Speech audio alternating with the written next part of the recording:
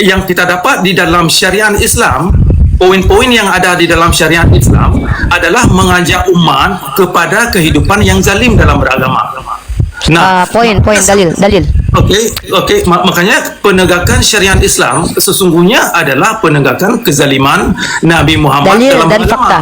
Dalil dan Nah, fakta. Jangan faktanya, kalau Bapak tidak bisa tunjukkan dalilnya dan fakta, Bapak pendusta. Kalau saya tadi bicara pakai dalil. Pasti yang mereka ajarkan, yang mereka wariskan adalah ilmu-ilmu dongeng, ilmu-ilmu ngancam-ngancam orang, ilmu-ilmu kebencian terhadap kaum lain, termasuk ilmu-ilmu menghabisi kaum Yahudi agar orang Islam ini masuk surga. Nah, ini kan ilmu-ilmu yang perlu kita bahas secara publik, secara jujur. Ulamanya, sebutkan nama ulamanya. Itu baru kebenaran. Tapi kalau cuman Anda yang bilang, ini namanya dusta, Pak. Mirip seperti Paulus.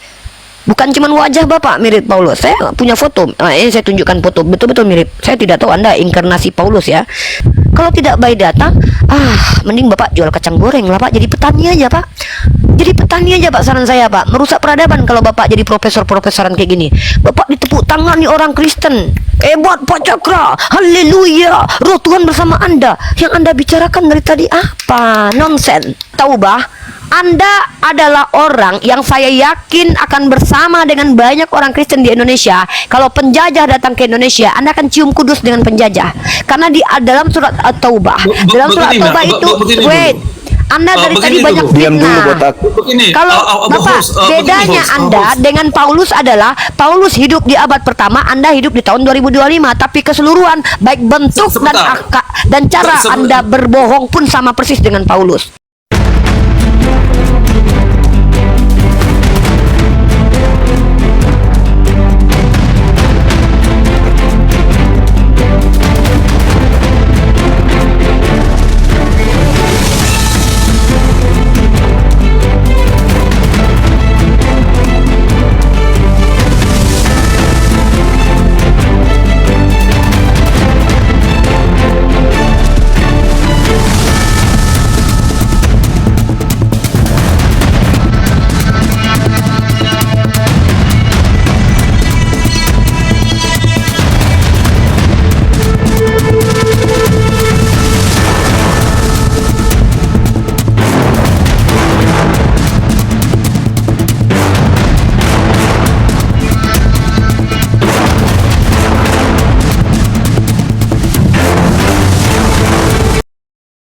Assalamualaikum warahmatullahi wabarakatuh. Bertemu lagi dengan channel Kristologi Muslim, channel yang akan memperlihatkan diskusi dan debat lintas agama. Pada kesempatan hari ini, semoga kita semua dalam keadaan sehat walafiat, selalu diberikan kesehatan, dan segala macam urusan dilapangkan, dipermudahkan, dan dilancarkan seperti apa yang diharapkan, dan juga diberikan segala kecukupan ekonomi, rezeki yang berlimpah yang tidak pernah habisnya dari Allah Subhanahu wa Ta'ala. Di video kali ini masih seperti biasa, saya akan memperlihatkan diskusi dan debat lintas agama, di mana nantinya apologet Islam dan oknum Kristen akan saling bertanya dan menjelaskan agama masing-masing, yang mana kita akan bisa menilai mana agama yang benar-benar bisa diterima dan dipahami secara akal pikiran manusia yang berakal. Di video ini juga kita akan melihat diskusi dan debat Unirifa, Bang Zuma, dan apologet Islam lain dengan beberapa oknum Kristen, yang mana kita bisa mendapatkan ilmu dan pengetahuan tentang ajaran Islam dan ajaran Kristen. Dan bagaimana berjalannya diskusi ini, apakah akan berjalan tenang dan santun atau malah sebaliknya memanas, di mana biasanya oknum Kristen jika tidak sanggup menjawab pertanyaan dan juga tidak terima ajaran dan isi kitabnya dibahas, mereka akan emosi dan marah, bahkan sampai menghujat pribadi atau ajaran. Nah, daripada penasaran dengan diskusi dan debat ini, mari kita simak saja videonya sekarang. Oh, Salam kenal. Ya, salam kenal. Oke. Ya, dan saya mau diskusi kita elegan, mengedepankan intelektualitas, kejujuran, biar kita bisa edukasi publik, bukan doktrin selama ini yang saya hadapi dari kaum pendeta dan juga jemaat awam Kristen. Saya tidak tertarik dengan itu sebetulnya, tapi it's okay ya. Saya pengen kita betul-betul mengedukasi publik. Apa yang kita sampaikan adalah wawasan, bukan kebohongan atau dusta, apalagi doktrin. Saya harap Bapak Cakra bisa seperti itu. Oke. Bapak Cakra kalau mau melihat diskusi ini saya relay di YouTube saya Rifa MOW. Oke. Oke. Siap. Sebentar saya mau tangkap. Oke. Sebentar ya, ini saya matikan AC dulu ya. Nanti agak sedikit Boleh, boleh. bisa Oke, di luar. Ini saya kembali ya. Ya, satu menit ya.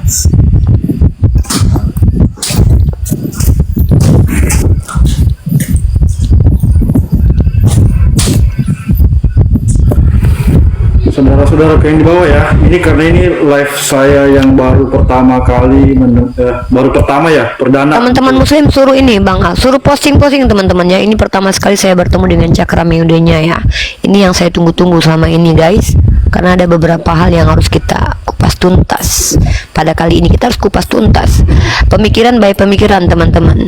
Karena saya tidak ada urusan pribadi dengan Bapak Cakra. Apapun statement beliau, tentu kita perang argumennya, argumen by argumen. Bagi saya itu hak. Kalau di luar negeri itu mereka ada kebebasan dalam berbicara. Cuman kalau kita tentu bicara klaim harus dibuktikan, pertanyaan akan dijawab. Dan kita menggunakan parameter akademik seharusnya sebagaimana yang diajarkan di kampus-kampus. Saya harap begitu. Bang Al tidak perlu naikkan orang lain ya. Saya tidak mau terganggu diskusi kali ini. Biarkan saya dengan Pak Cakra santai berdiskusinya. Ini posisinya atas bawah apa Begini aja yang Kun, ini? begini aja nggak apa-apa. Ya Pak, nggak apa-apa ya Pak Cakra, begini aja ya. Ya begini aja ya. Kita santai-santai aja. Sebentar ya.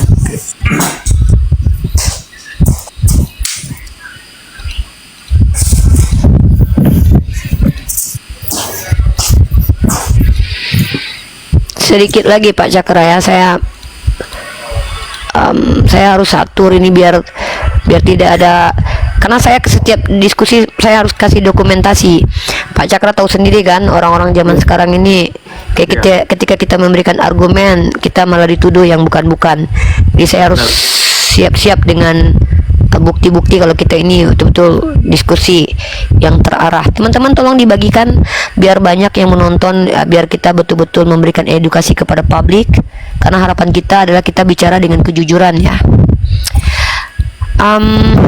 Bapak Cakra mungkin ngobrol dulu dengan Bang Al, saya masih ada sedikit yang harus saya selesaikan di YouTube. Ya, oke, boleh ya. Oke, jadi sambil menunggu kita ya ngobrol dulu ya, perkenalan.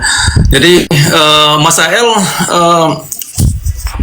sudah berapa lama mengkaji Islam atau bagaimana tertarik kepada Islam ini, dasarnya gimana? Kau bisa tertarik untuk mendalami persoalan Islam atau keagamaan? Saya bukan tertarik lagi Pak. Saya ingin memperjuangkan agama saya ini di jalan kebenaran gitu Pak. Oh bagus, ya, bagus. Cuman saya kalau Pak Cakra sendiri agamanya apa sekarang? Iya. Saya beragama Islam karena itu saya terlahir dalam agama Islam. Cuman saya bukan agama Islam model Nabi Muhammad. Islam model apa Bapak? Model saya sendiri, yaitu saya bersandar kepada Islam by own sendiri ya, punya sendiri gitu, mazhab sendiri. Bukan mazhab. Islam saya bersandar kepada prinsip-prinsip alam atau kodrat alam. Kodrat alam. Itu kenapa kemarin saya merasa kayak penasaran mengetahui tentang Bapak ini, Pak Cakra ini. Makanya saya kemarin tuh masuk di roomnya Bapak tuh kayak gimana ya, penasaran gitu, mau mengetahui Islam tapi kok nggak ikutin Nabi Muhammad, Rasulullah gitu loh. Iya. Benar. Iya. Islam yang langsung kepada Tuhan. Yang langsung kepada prinsip alam, di mana alam inilah yang bisa meluruskan segala persoalan kita, duduk perkara sebuah permasalahan. Kalau pendapat Pak Cakra tentang agama Kristen sendiri seperti apa? Itu begini ya, kita tidak melangkah ke lebih jauh, tapi secara Bible ya, bukan secara doktrin. Bible itu saya pelajari dan saya amalkan berdasarkan prinsip-prinsip alam, sama dengan Al-Quran. Saya amalkan Bible dengan Al-Quran berdasarkan ini ya, melalui kodrat-kodrat alam. Nah, jadi itu yang saya Seperti apa itu Pak? Kodrat alam. Tunggu, sorry, wait.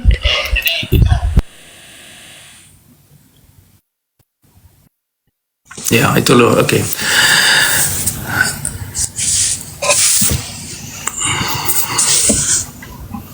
Jadi Bapak mengkolaborasi ajaran Islam dengan Kristen seperti itu?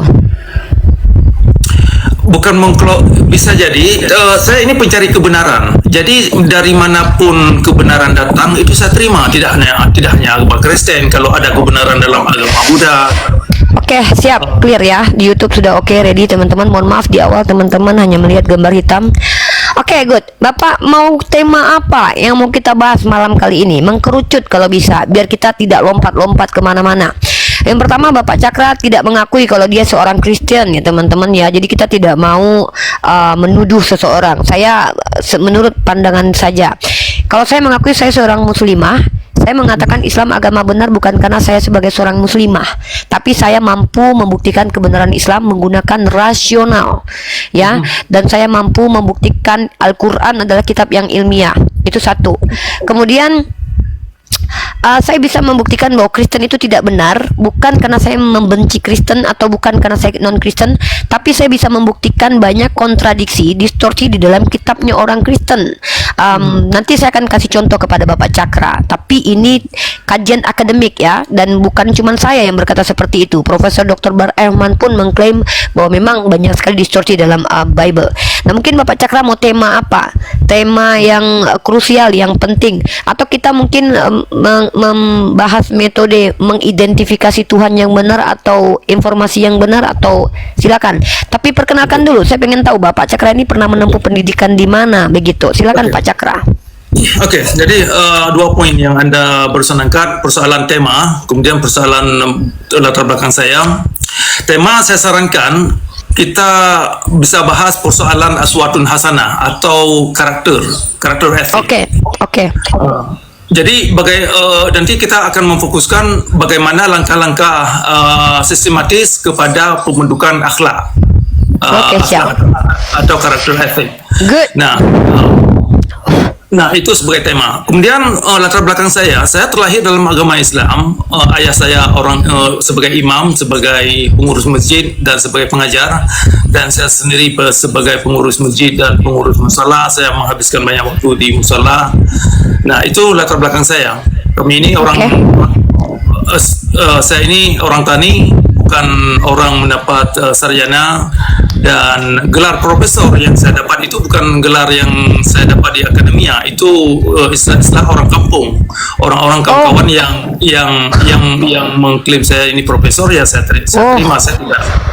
Berarti klaim dusta dari kawan-kawan Kristen lah berarti. Saya pikir Pak Cakra profesor betul. Sebentar dulu.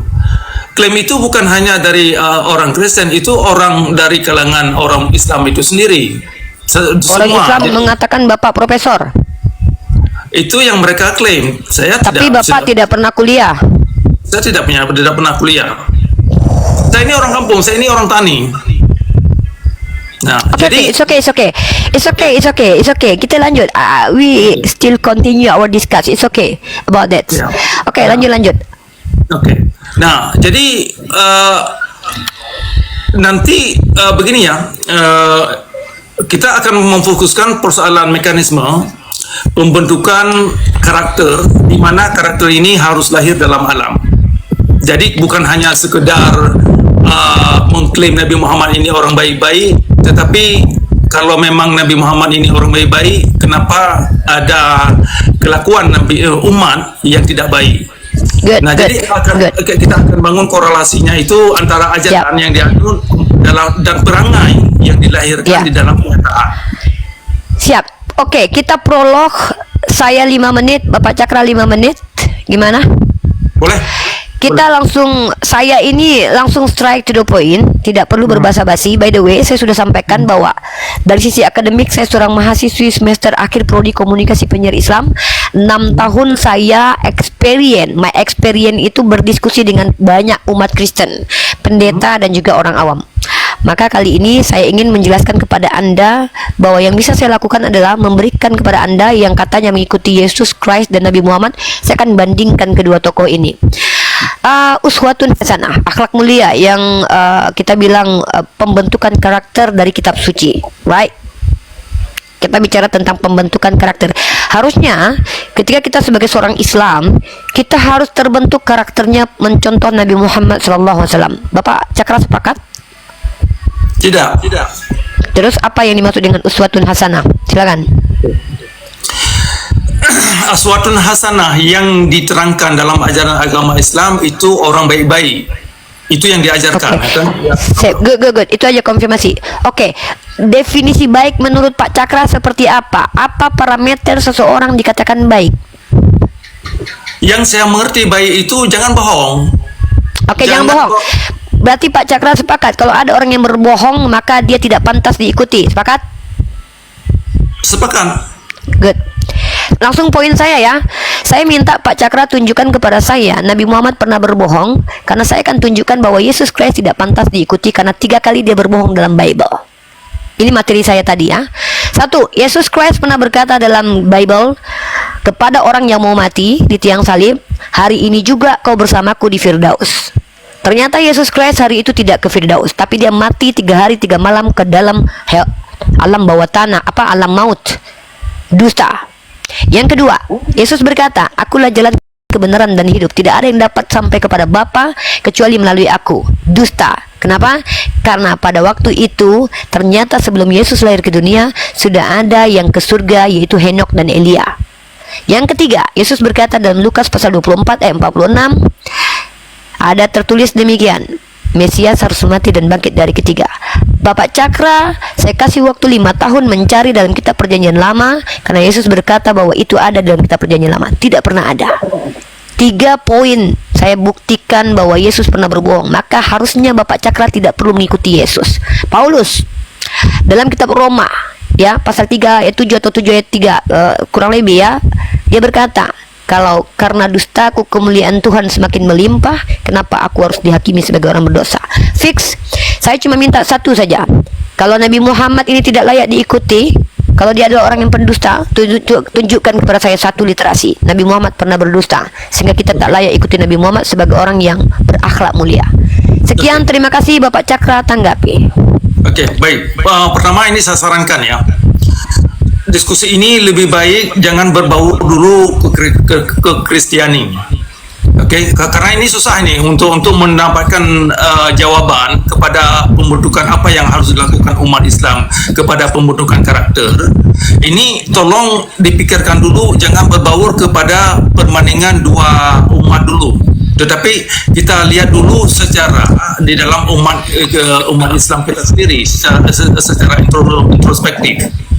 Nah, kalau bisa mengerti ini, nanti saya paham.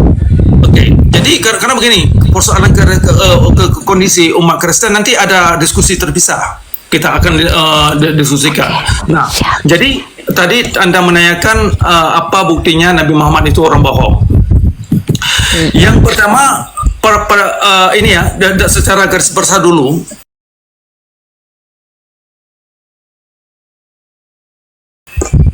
Nabi Muhammad atau diklaim oleh kaum ulama, Nabi Muhammad ini diutusnya ini untuk membawa umat kepada kehidupan yang terang benderang, kepada orang-orang baik, kepada orang-orang yang memang bisa meninggalkan kehidupan jahiliyah. Dalilnya Pak, dalilnya. Ternyata yang kita dapat di dalam syariat Islam, poin-poin yang ada di dalam syariat Islam adalah mengajak umat kepada kehidupan yang zalim dalam beragama. Nah, dalil. Oke. Makanya penegakan syariat Islam sesungguhnya adalah penegakan kezaliman Nabi Muhammad dalil dalam dan agama. Fakta. dalil dan Nah, fakta. Jangan faktanya, kalau Bapak tidak bisa tunjukkan dalilnya dan fakta, Bapak pendusta. Kalau saya tadi bicara pakai dalil, saya punya ayat dalam Bible dan saya bisa tunjukkan fakta bahwa sepanjang secara peradaban umat Kristen paling banyak menghabisi nyawa orang. Saya minta kepada Bapak tunjukkan secara data ada ajaran yang merusak dalam Islam, tunjukkan secara faktual di mana Nabi Muhammad pernah merusak peradaban seperti yang dilakukan oleh umat Kristen sepanjang sejarah. Itu poin saya. Kalau no data, berarti buat apa kita diskusi? Bicara dari sesuatu yang tidak ada dalil. Ya, poinnya kalau sama saya akademis sekali, Pak. Saya mahasiswi soalnya. Anda seorang petani yang dikatakan profesor, I don't care. Saya mau kita bicara itu bukan dusta yang keluar dari mulut kita. Tunjukkan dalil, ada ajaran di Islam yang merusak peradaban sebagaimana yang ada di Kristen, dan tunjukkan ada implementasi kerusakan oleh Nabi Muhammad dan sahabat dan juga tabiut tabiin. Please, go ahead. Tunjukkan data. Oke, sebelum saya melangkah ya, kalau bisa saya sarankan kepada anda ini sebagai mahasiswa. Dalam dialog intelektual, sikap yang anda tunjukkan itu membuat agama Islam ini tidak relevan. Kenapa? Saya harap kalau anda ingin cari kebenaran, tolong dengar dulu apa yang saya ungkapkan. Oke, Saya mendengarkan. Jangan dipotong dulu. Saya tidak akan Coba potong. didengar dulu. Oke, kalau Anda tidak berdusta, saya mau data. Saya bicara utamakan data. Begini. Coba sabarkan dulu, dengar dulu, Oke. serapi dulu apa yang ingin saya paparkan. Nanti giliran Anda untuk mengcounter argumen apa yang saya tuangkan. Nah, Siap. Tadi saya ingin menjelaskan butir-butir yang ada di dalam syariat Islam, baik itu tadi perlakuan kaum ulama dan kaitannya dengan ajaran Nabi Muhammad. Jadi tolong sabar dulu, kita ini bukan untuk cari menang. Saya sarankan dalam dialog ini, sebelum saya melangkah ke sana dulu ya, saya ingin agar pendengar di bawah dalam dialog itu lebih baik, saya pribadi, saya tidak mencari menang. Saya orang pencari kebenaran. Jadi dalam argumen itu saya bukan untuk cari siapa yang bisa saya kalahkan, bukan itu. Saya tidak tertarik kepada siapa yang mau saya kalahkan. Nah, saya kalau Anda lihat argumen-argumen saya baik di YouTube atau di TikTok, saya jarang sekali menonjolkan diri saya untuk cari menang. Nah, Lanjut Pak. Jangan kita straight to point. Nggak apa-apa Pak. Lanjut Pak. Lanjut. Jadi saya sarankan kepada anda ini yang dari Muslim, coba ciptakan dulu sikap untuk mencari kebenaran, bukan untuk menegakkan ideologi atau doktrin. Lanjut Pak. Oke. Lanjut. Nah, kemudian tadi saya mau menjelaskan persoalan syariat Islam, butir-butir yang zalim yang ditegakkan oleh kaum ulama terhadap umat Islam itu sendiri, ya termasuk kaum yang lain, di mana di dalam syariat Islam itu wanita wajib pakai jilbab, tidak ada punya pilihan lain. Sedangkan dalam Al-Quran tidak ada wajib jilbab. Nah, yang ada dalam Al-Quran itu adalah kita ini untuk menghiasi diri dengan akhlak yang baik. Di ayat 26 surah Al-Isra, sebaik-baiknya pakaian adalah akhlak, bukan jilbab. Jilbab itu bukan patokan kebenaran, bukan kepatukan orang wanita itu orang baik-baik. Nah, termasuk nikab di dalamnya.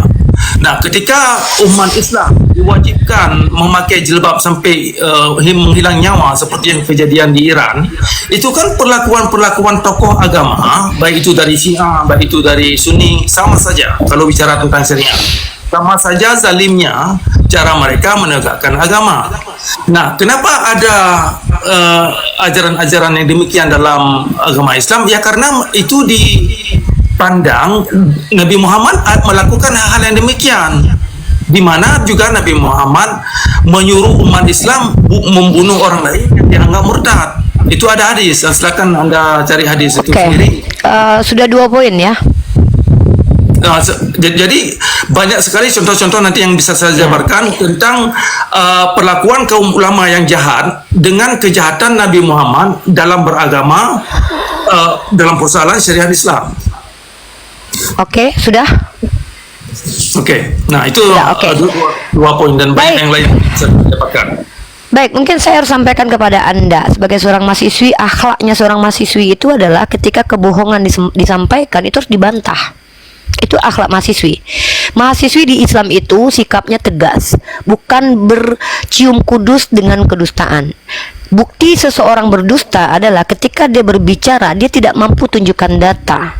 Itu bukti seseorang berbohong.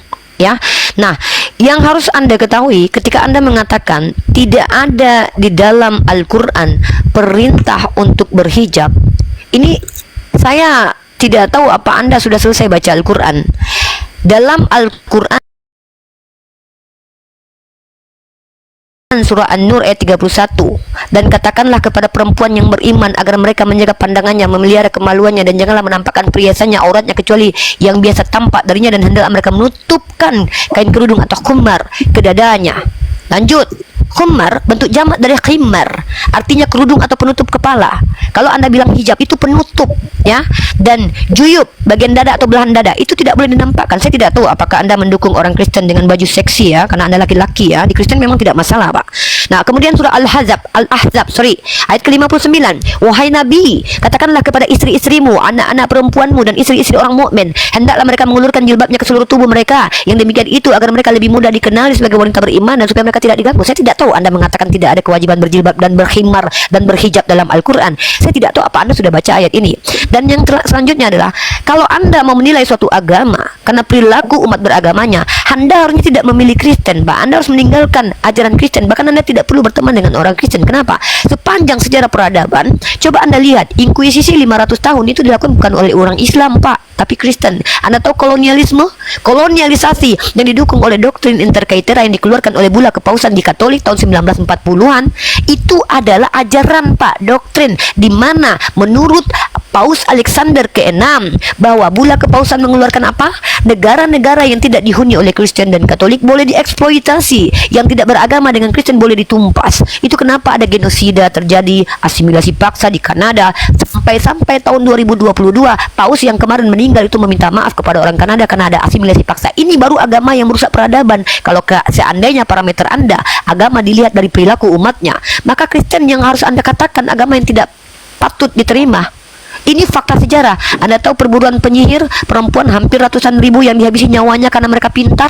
Anda tahu tentang tragedi yang terjadi perang salib berkali-kali. Yerusalem di bawah tangan Umar Ibn Khattab ketika diambil kunci sama Sopronius. 372 tahun aman damai.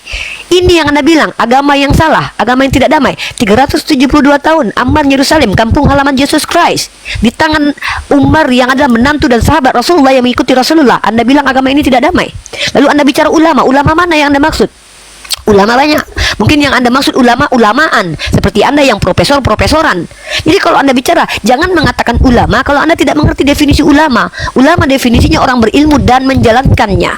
Kalau ada orang yang terlihat seperti ulama itu bukan pakai peci, bukan pakai baju koko, tapi mereka berilmu dan mengamalkan ilmunya. Ketika Anda mengatakan bahwa agama Islam itu tidak relevan untuk digunakan saat sekarang ini, minta ajaran mana? Kalau Anda bilang BUNUH, habisi nyawa orang, Anda baca dalam Al-Quran, tidak diizinkan berperang pada dasarnya, tapi diizinkan kalau apa? Kalau diperangi. Kalau bukan karena orang Aceh itu menggunakan ayat ini, Anda pikir keluarga Anda bisa merdeka, Pak?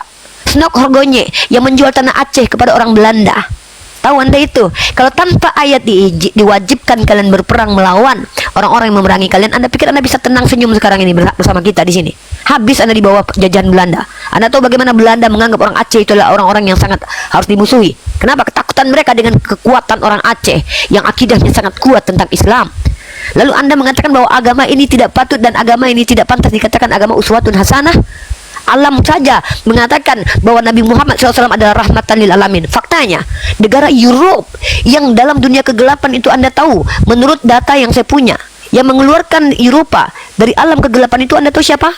Agama Islam, peradaban Islam, brother.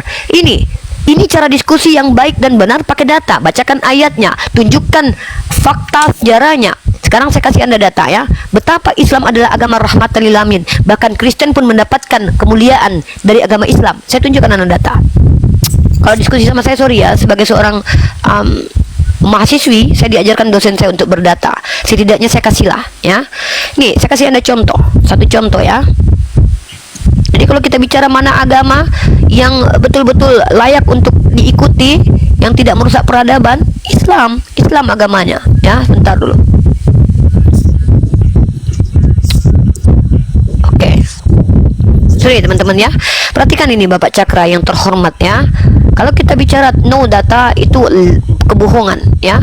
Mari kita baca ini. Bapak Cakra mungkin boleh lihat di sini. Saya ambil data dari National Geographic. Kalau Anda tidak sepakat dengan data ini, Anda boleh bawa antitesis. National Geographic Indonesia, oke? Anda baca di sini, Pak. Bagaimana peradaban Muslim mengeluarkan Europe dari zaman kegelapan. Dan Anda tahu, Pak, di sini Bart ya, Admiral of siapa namanya? Admiral of Bart. Ntar. Sini saya kasih kamu data, Bapak. Ilmuwan Inggris, Pak. Ilmuwan Inggris pertama, Admiral of Bath, menjelaskan apa yang dipelajari dari para master Arabnya, Pak, dengan kata-kata berikut. Dari para ahli Arab saya telah belajar satu hal, dipimpin oleh akal, sementara Anda tertangkap oleh citra otoritas. Anda tahu bahwa dulu di zaman kegelapan, Kristen menjadi otoritas tertinggi. Ini, Pak, Islam yang sejarah, Pak. Saya punya data dari Profesor Juan Cole. Ini kalau diskusi itu by data. Saya kasih Anda data ya. Bagaimana Juan Cole mengatakan telolisme. Saya harus ganti kata-katanya biar kita tidak di-ban TikTok. Anda tahu ini data dari Profesor Juan. Ini baru profesor benaran, Pak, bukan profesor-profesoran ya. Ini profesor betulan. Sorry to say ya. 20th century death in war and political violence by religion. By religion, sir. Killed by Christian. European heritage, killed by Muslim. Ini, Pak. Ini, Pak, kita lihat korbannya, Pak. Yang biru ini killed by Christian, Pak. So, kalau Anda melihat agama dari pemeluknya, maka Anda hanya akan menjelek-jelekkan agama Kristen depan kita. Karena pelaku kejahatan yang paling banyak sampai detik ini mayoritas Kristen. Kenapa saya harus mengatakan seperti ini? Kita sudah pembanding. Kenapa saya harus membandingkan? Kalau kita tidak menampakkan mana yang buruk, kita tidak tahu mana yang benar. Maka saya minta kepada Anda, tolong tunjukkan satu ajaran Islam yang zolim, yang merugikan diri mereka sendiri sebagai orang Islam, kami sendiri, dan merugikan orang lain. Saya minta satu saja. Silakan tunjukkan ayatnya. Ajaran itu bukan kata Ustadz, Bapak, tapi kata Al-Quran dan hadis, kata Nabi Muhammad Shallallahu Alaihi Wasallam. Silakan, Pak, saya tunggu. Oke. Ini saya sarankan kembali ya tentang format diskusi.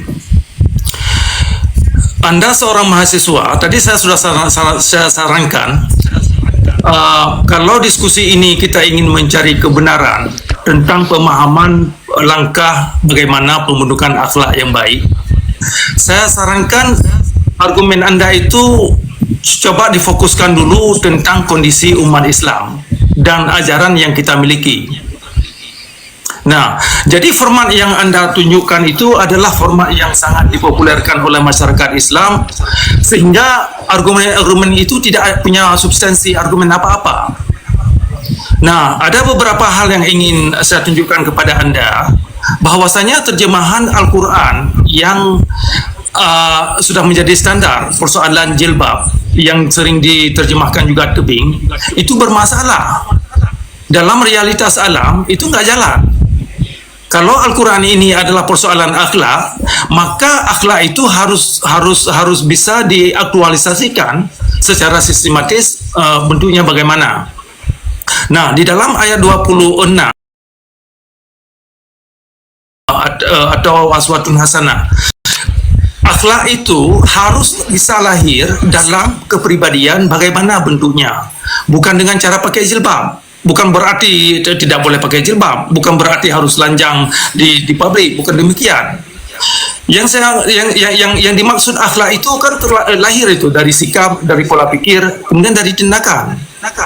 Nah, jadi kalau ada terjemahan dalam Al-Quran yang mengarah kepada jilbab, ternyata jilbab ini bukan lambang akhlak, karena banyak orang wanita yang pakai jilbab ternyata akhlaknya tidak baik. Termasuk ya orang-orang laki-laki juga yang pakai pakaian yang seperti dianggap dari Arab, dianggap itu orang baik, ternyata bukan.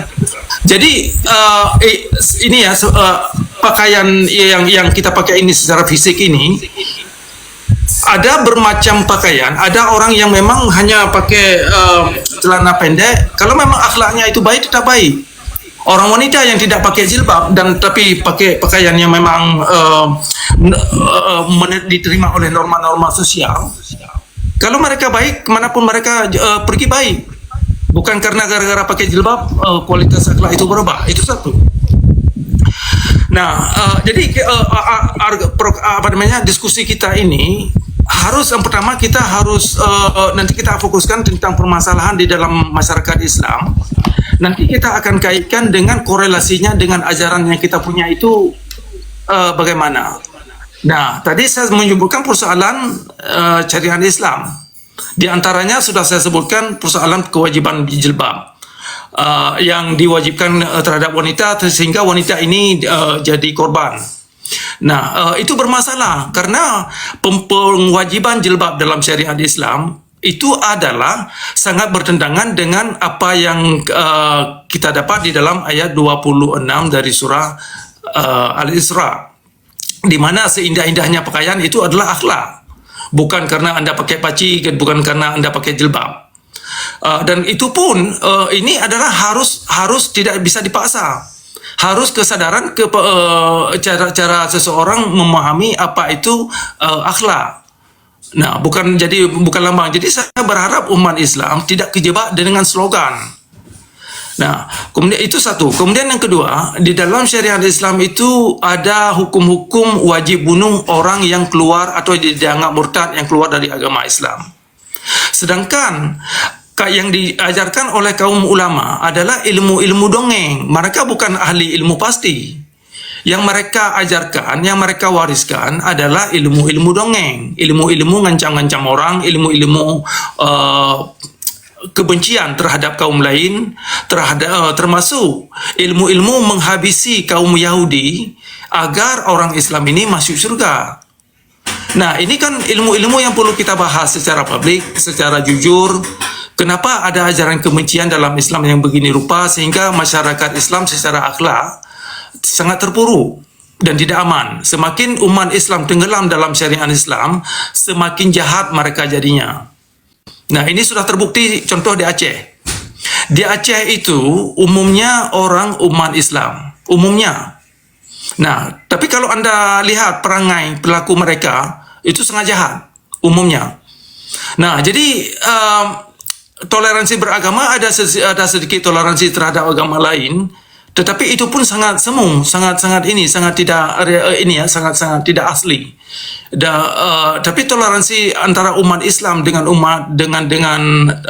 umat Islam dia sendiri, misalkan kita orang Islam yang terlahir dalam agama Islam tidak aman hidup dalam masyarakat Islam gara-gara hanya berbeda pendapat.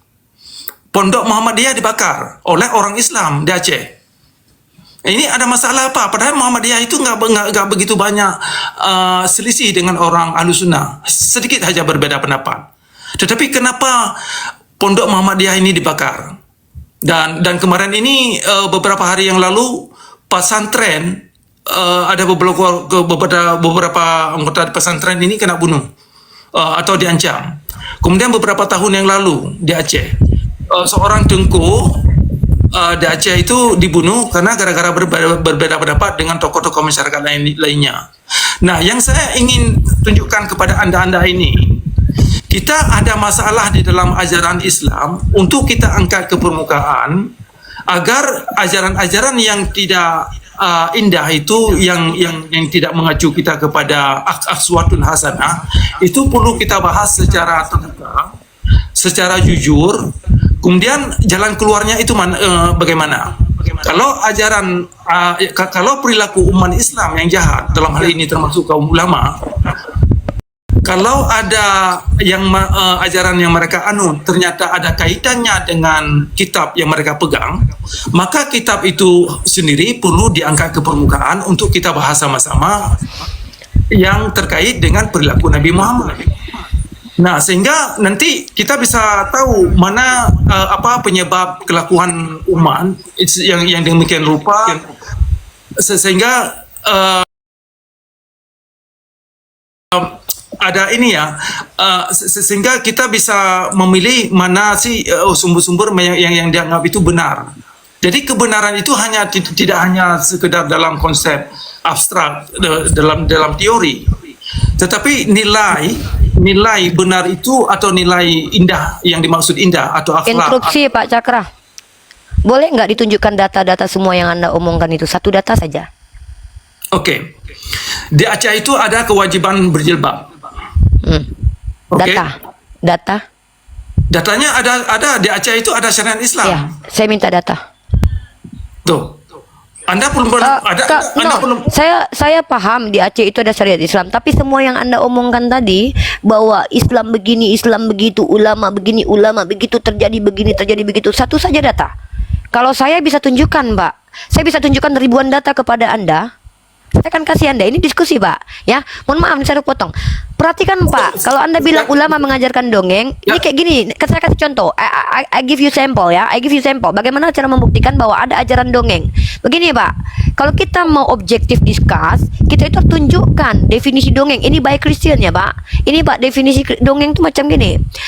Besarkan saya Bang Al ya. Bapak bilang tadi ulama mengajarkan dongeng, Bapak tidak tunjuk data. Ini kalau saya tuh mengajarkan dongeng itu Bible ada datanya. Contoh ini, Alkitab Sabda. Di sini Bapak ini punya Kristen Pak, ini ada Kemenhukamnya ya, Kementerian Hukumnya ya. Dongeng, Bapak tahu kitab yang memuat dongeng itu justru Bible. Bapak kalau mau buang kitab yang ada dongeng, Bapak buang Bible ya. Ini dongeng adalah dipakai mengungkapkan suatu cerita yang indah, tapi bersifat dibuat-buat dan sering bersifat sindiran yang diberikan untuk menyampaikan kepada pendengar suatu yang bermanfaat meskipun tidak disenangi. Jadi cerita Yotam tentang Pon Raja dalam kitab Hakim, Bapak perhatikan saya Pak, ini data namanya Pak. Kitab Hakim pasal 9 nomor 7 dan cerita Yoas tentang rumput duri dan pohon aras dalam 2 Raja-Raja pasal 14 nomor 9 dapat disebut dongeng. Oke, ini namanya dongeng Pak. Kitab suci yang ada dongeng dan pengajaran dongeng, bukan ulama yang mengajarkan dongeng Pak, Paulus Pak. Nih, dan mereka semua minum minuman rohani. Bapak perhatikan ini, menurut penafsir ND ini mereka punya Pak. Bapak perhatikan saya Pak, dari tadi saya mendengarkan perkataan Bapak tidak tunjukkan satu data pun. Ini Pak, bukan ulama yang mengajarkan dongeng. Nih, yang mengajarkan dongeng adalah Paulus. Menurut suatu dongeng orang Yahudi, batu pemancar air minum itu mengikuti kaum Israel pada perjalanannya dalam gurun pasir. Paulus, dia botak kayak Bapak, dia mirip sekali dengan Bapak, serius.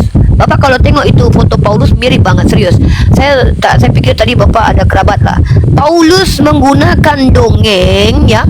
Paulus menggunakan dongeng, sekali lagi saya ulangi, Paulus menggunakan dongeng itu sebagai mengandung perlambangan mengenai Kristus. Ini ajaran dongeng. Ajaran teololis itu sudah saya tunjukkan by data. Ini kata John Cole. Dan Bapak kalau pengen tahu ajaran yang tak seronok untuk dilakukan adalah ada Pak dalam kitab umat Kristen Pak. Ini saya tunjukkan kalau saya ini berdata. Saya tidak suka asumsi. Yang Bapak bicara tadi itu asumsi semua. Bapak ditepuk tangankan orang Kristen, tapi Bapak mempermalukan orang Kristen di sini ya. Sebentar saya tunjukkan lagi datanya. Dalam kitab Lukas pasal 14 nomor 26 ya Pak ya. Nih saya kasih data Bapak nih. Kalau mau menunjukkan ajaran dongeng yang mana tuh bagaimana caranya kita berdiskusi itu by data. Jangan by asumsi ya Pak. Itu baru mendongeng Bapak barusannya. Nah ini Pak, saya tunjukkan data nih. Nih ya. Nah ini Pak, kita kalau diskusi itu berdata ya. Bentar ya. Mengajarkan kebencian yang tak patut diikuti, keluarga disuruh benci. Ini baru ajaran. Yang Bapak ceritakan tadi tuh orang-orang yang mengaku Islam tapi kelakuan kayak Dajjal Pak. Itu bukan ajaran namanya, itu perilaku oknum ya. Kalau perilaku yang bukan oknum itu Pak, gereja-gereja Pak zaman dulu yang inkuisisi, kolonialisme, genosida, asimilasi paksa, itu bukan namanya adalah oknum, tapi namanya apa? Namanya adalah kejahatan berjamaah. Nih, bentar ya, saya kasih data. Sebelum dilanjutkan ya, kalau bisa saya sarankan ya, agar tadi saya tidak potong Bapak. Saya potong Bapak sudah lama, saya dengarkan asumsi Bapak tidak berdata. Ya, saya ceritakan kepada Bapak kisah tentang Magdalene Laundry. Ini sejarah umum Pak. Kisah tentang perburuan penyihir, ratusan ribu perempuan Pak digilikan Pak. Jangan Bapak bilang agama Islam. Bapak bilang Islam itu kalau umat Islam menjadi mayoritas itu rusak. Bapak 372 Yerusalem yang kampung halaman Yesus Christ itu bisa damai di bawah khalifah Pak. Orang-orang ya Pak di Indonesia ini Pak, yang paling banyak menghujat yang kabur ke luar negeri itu justru dari Kristen. Jadi kalau Bapak mengatakan bahwa kita lihat keburukan agama itu dari pelaku umat beragamanya, Bapak menghina Kristen. Karena sepanjang sejarah peradaban mulai Yesus lahir ke dunia sampai detik ini yang paling banyak berbuat kejahatan umat Kristen. Faktanya yang menjual senjata negara mana Pak? Prancis, Inggris, Amerika, itu Kristen semua Pak. Bapak jangan bicara tentang Arab Saudi Pak. Arab Saudi ya Pak, itu dipropaganda sama Amerika Pak. Yang merusak peradaban itu justru si anak-anak Tuhan. Jadi ketika Bapak mengatakan ajaran Islam gini gitu, saya tidak tengok data dari tadi. Kalau Bapak mau bicara, Bapak tahu dalam kitab teman Bapak orang Kristen, Bapak sering saya lihat dari narasumber mereka, Tuhannya umat Kristen memberikan istri orang kepada Nabi Daud. Bapak tahu itu? Dalam 1 Samuel pasal 12 nomor 7 dan 8. Telah kuberikan istri-istri Tuanmu ke pangkuanmu. Enak sekali Pak jadi orang Kristen Pak. Kalau nenek moyang Tuhan bolehlah pakai istri orang Pak. Ada di Islam Nabi Muhammad ngambil istri orang. Ada di Islam Nabi Muhammad ngambil menantunya. Tidak ada Nabi Muhammad punya menantu Pak. Yang meniduri menantu itu Yehuda Pak, nenek moyangnya Tuhan orang Kristen. Jadi kalau Bapak mau bicara tentang ajaran, bawa sama saya ayatnya. Tadi saya sudah tuntut, tunjukkan satu ayat Al-Quran dan hadis yang mengajak merusak diri dan merusak orang lain. Bapak tak tunjukkan data dari tadi. Tapi kalau kita sepakat berdua, kenapa saya bawa Kristen? Karena saya pendiskusi lintas agama Islam dan Kristen. Saya membandingkan dua agama ini. Maka saya kasih Bapak contoh. Kalau ingin melihat ajaran yang tidak patut untuk dijalankan, ini. Nah, barang siapa tidak membenci bapaknya, ibunya, keluarganya, tidak bisa jadi pengikutku. Diajarkan untuk membenci Pak. Ini dalil Pak. Ini data. Nah, lalu kita lihat sekarang. Bapak bandingkan Indonesia dengan Eropa. Bapak tahu di Indonesia agama yang boleh diikuti, yang boleh di undang-undang diizinkan ada berapa? Lebih dari satu Pak. Padahal mayoritasnya Islam. Bapak main-main Pak ke Eropa Pak. Di Eropa itu Pak, yang boleh diterima cuma satu agama Pak. Katolik Pak, Spanyol Pak. Jadi kalau Bapak mengatakan di Indonesia ini Bapak tidak dapat toleransi, jangan Bapak bicara tentang perilaku umat beragama. Karena kalau saya bongkar perilaku umat beragama, kita bandingkan, akan malu agama Kristen di hadapan kita berdua Pak. Karena sepanjang sejarah peradaban, yang merusak peradaban itu justru datang dari mereka. Ajaran teks, saya bisa tunjukkan secara tekstual ajaran yang merusak peradaban. Bapak tahu seorang Agustinus itu melakukan inkuisisi gara-gara kitab Lukas, di mana tertulis, paksalah rumahku harus penuh. Itu Ibu Rita Wahyu yang bilang, datanya dalam sarapan pagi biblikal tentang inkuisisi. Bapak tahu Martin Luther? Martin Luther itu mempengaruhi Hitler untuk melakukan Holocaust. 6 juta orang Jews mati Pak. Giliran Islam banyak rabi-rabi. Rabi-rabi Yahudi mengatakan mereka tenang hidup di dalam Islam karena jizyahnya kecil, tapi pajak yang diberlakukan oleh orang Romawi Pak mencekek leher. Jangan Anda berbohong depan saya Pak. Saya muslimah Pak. Muslimah itu diajarkan untuk bicara benar. Dan ada data kalau bicara. Mahasiswi Pak saya.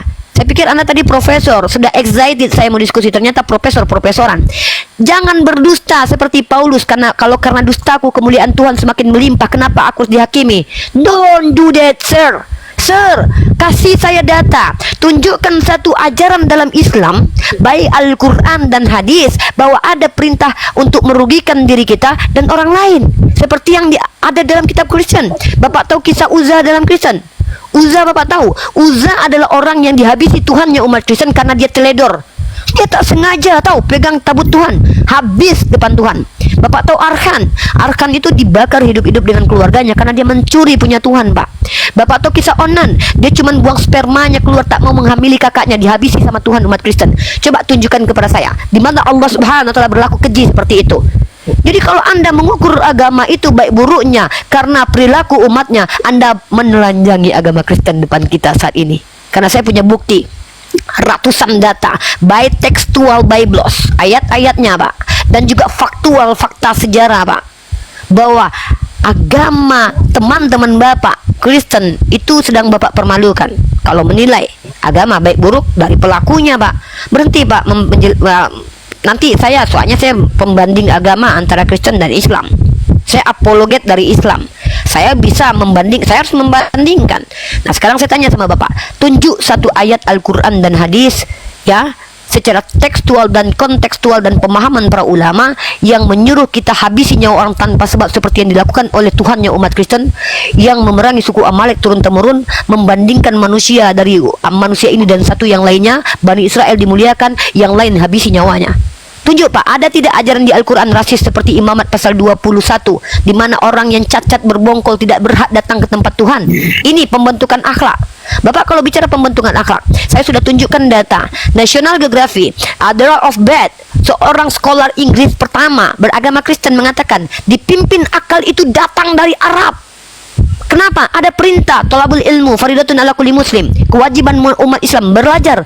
Ketika ada orang Islam yang tidak belajar, mereka salah, mereka melanggar ajaran Islam, mereka tidak tolabul ilmu, mereka tidak paham.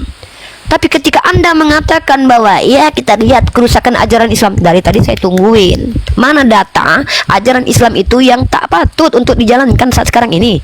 Kalau ajaran Kristen saya bisa tunjukkan banyak. Bapak mau berapa bukti? 20, 30, 50 saya kasih malam ini. Tapi ayolah Pak, Bapak, dalam teori kebenaran ada 9 teori kebenaran. Yang pertama, kebenaran yang terkorespondensi. Yang kedua, kebenaran yang koherens. Ketiga, kebenaran yang pragmatis. Keempat, kebenaran performa. 9 sampaikan 4 di sini. Dalam teori kebenaran korespondens, apa korespondensi dari omongan Bapak itu? Terkorespondensi dengan apa? Mana data-datanya? Kalau saya ada. Dan kalau kita bicara tentang koherens, mana faktual dari ucapan Bapak itu? By data. Jangan kata saya.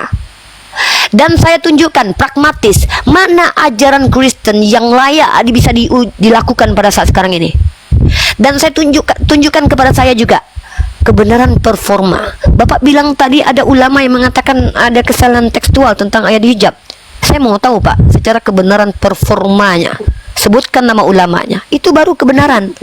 Tapi kalau cuman Anda yang bilang ini namanya dusta Pak, mirip seperti Paulus. Bukan cuma wajah Bapak mirip Paulus. Saya punya foto. Ini saya tunjukkan foto. Betul-betul mirip. Saya tidak tahu Anda inkarnasi Paulus ya. Bentar. Saya tunjukkan Anda betul-betul. Nih, saya tunjuk. Cuma Paulus ada rambut sedikit di belakang-belakang sini. Ya. Maaf ya, saya ini kan ini nih. Cuma Paulus agak panjang jenggot. Kalau Bapak jenggot agak putih, Paulus agak hitam nih. Bedanya Bapak botak total. Kalau Paulus tidak. Ini Bapak perhatikan nih. Mirip betul kan? Mirip sekali Bapak dengan Paulus. Cara-cara Bapak pun mirip sekali. Bicara tak pakai data, mengaku-ngaku dan mengklaim. Saya mahasiswi Islam Pak. Di Islam tolabul ilmu faridatun ala kulli muslim. Come on sir, come on, be honest sir, jujur sir. Jangan melakukan polemik kontroversi hanya untuk mendapatkan sesuatu yang cuma sedikit dunia ini Pak. Please Pak, yang kita butuhkan itu bukan orang cerdas. Betul kata Bapak, jilbab ini bukan simbol kemuliaan, tapi ini kewajiban. Saya paham, banyak juga para sundal-sundal yang pakai jilbab. Begitu juga dengan kebotakan. Kebotakan itu bukan simbol kecerdasan. Banyak juga orang yang agak tolol juga yang botak gitu loh. Jadi sama seperti itu. Jadi mohon dengan sangat diskusi dengan saya itu by data. Kalau tidak by data, mending Bapak jual kacang goreng lah Pak. Jadi petani aja Pak. Jadi petani aja Pak, saran saya Pak. Merusak peradaban kalau Bapak jadi profesoran kayak gini. Bapak ditepuk tangan nih orang Kristen. Hebat Pak Cakra, haleluya, roh Tuhan bersama Anda. Yang Anda bicarakan dari tadi apa? Nonsense, nothing. Saya minta data. Silakan Pak. Kalau Anda tidak bisa tunjukkan satu ayat Al-Quran atau hadis di mana ada ajaran yang tidak relevan, ajaran yang merusak diri sendiri dan merusak orang lain, itu baru keren. Tunjukkan Pak Cakra. Ya, silakan. Baik. Oke, terima kasih. Kira-kira ini saya mau tanya ini ya, karena saya diundang untuk berdialog. Ketika saya ingin menuangkan sesuatu pemikiran, saya melihat ada waktu yang ingin saya tuangkan itu mungkin Anda tidak siap untuk mendengar. Nampaknya demikian. Nah, itu satu. Jadi ada masalah tentang format diskusi kita, ya kan? Kemudian yang kedua, nampaknya arus argumen. Ketika saya mau mengajukan satu judul tadi, persoalan akhlak dalam Islam, Anda berbaur ke agama lain, ini adalah pendekatan diskusi yang yang tidak bisa menjadi jawaban atau solusi kepada untuk menjawab jalan keluarnya untuk kita jadikan satu pemikiran menjawab agar pembentukan akhlak orang Islam itu baik-baik itu kemana. Nah, saya berharap kalau Anda mahasiswa, sikap yang Anda barusan tunjukkan itu sungguh tidak secara intelektual bermasalah. Kenapa? Kalau Anda ingin berbahas tentang kekurangan dalam agama lain, nanti kita bisa buat judul baru tentang kekurangan dalam agama Kristen. Kemudian dalam agama-agama lain, nanti kita bisa buat sesi yang lain. Tadi saya mengajukan judul persoalan akhlak orang Islam, keterbelakangan, keprihatinan akhlak orang Muslim. Ada masalah apa di dalam ajaran Islam? Bagaimana jalan keluarnya? Nah, jadi antara Salahnya apa, Pak? sebentar, saya terangkan dulu. Jadi kita ini tidak perlu kita ini santai-santai aja. Santai aja. Oke. Kita Minum dulu, santai Pak, aja. minum dulu. Bapak minum kopi Oke. dulu tadi. Saya minum Ya. ini, Pak, minum adem sari. Ya, jadi tolong apa yang saya tuangkan ini diserapi dengan kepala dingin, bukan secara emosi.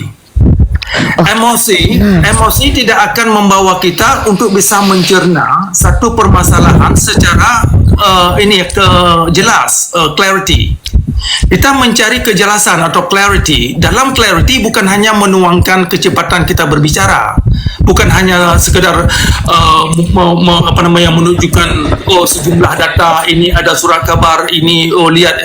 Tidak hanya sekedar data, tapi data itu dipikirkan apakah relevan tentang topik yang lagi kita bahas.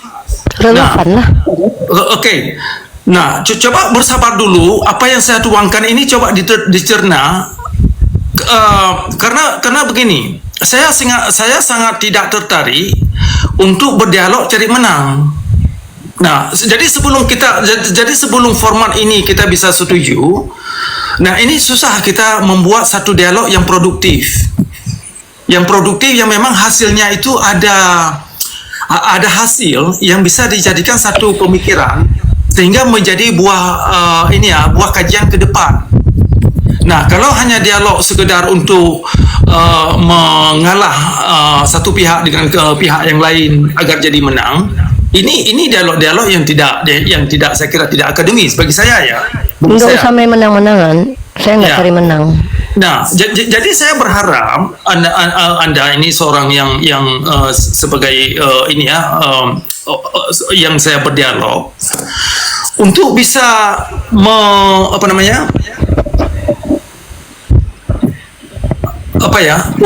untuk bisa bersabar dulu tentang krisis yang saya tunjuk, karena saya ini saya ini terlahir dalam agama Islam. Dan saya masih, tadi Anda nampaknya menuduh saya bukan orang Islam, saya orang Kristen. No, saya dengar Anda tadi mengikuti dua kitab. Itu makanya saya ambil dua agama ini. Kan Anda bilang. Sebentar. Oke, makanya tolong bersabar. Tidak perlu terlalu cepat dalam argumen. Ini tidak perlu terburu-buru. Kalau Anda salah mengerti, coba dikonfirmasikan dulu apa benar itu yang saya ucapkan. Nah, sehingga kita tidak salah paham antara yang saya klaim dan kesimpulan yang Anda pegang atau yang Anda Saya sebutkan. konfirmasi, makanya saya minta data Ya. kan. Ya, jadi beberapa kali saya mendengar terkesan Anda memandang saya ini orang Kristen. No, saya sudah tanya Anda di awal tadi kan. Saya tanya Anda agamanya apa. Anda bilang Islam, tapi Anda mengikuti dua kitab, yaitu mengikuti Yesus dan juga Nabi Muhammad kan. Begitu kan tadi? Anda salah mengerti. Terus? Tadi saya bilang, ini saya ulang.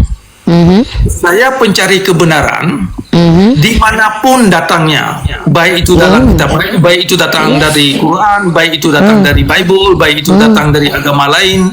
Saya tidak open tentang agama. Yang saya cari adalah kebenaran siapapun yang bilang. Baik itu baik itu kebenaran yang disampaikan oleh orang yang gali pari, yang gali orang-orang kerja bangunan yang tidak ada sekolah sama sekali. Kalau memang ada kebenaran pada dia, itu saya pegang. Nah, kemudian sebaliknya, kalau klaim ulama, klaim Nabi Muhammad, kalau tidak ada kebenaran atau klaim siapa saja yang dikatakan Nabi, ya kan? Siapa saja harus Nabi Muhammad, siapapun Nabi. Kalau memang tidak ada kebenaran, itu saya tidak bisa terima. Walaupun mereka klaim, oh kami saya ini profesor, ini sudah banyak mengeluarkan sekian buku dan lain-lain lah. Kalau memang tidak ada kebenaran itu tidak akan ada, walaupun dibalut dengan kulit, dengan stempel-stempel slogan apa aja. Nah, jadi saya ulang ini tentang orientasi mencari kebenaran ini bagaimana. Ini saya ulang. Kalau ada kebenaran pada orang yang tidak ada sekolah, dia tidak bisa membaca pun, karena dia orang miskin, ya kan? Kerjanya cuma gali pari. Kalau ada kebenaran pada dianya, itu saya terima.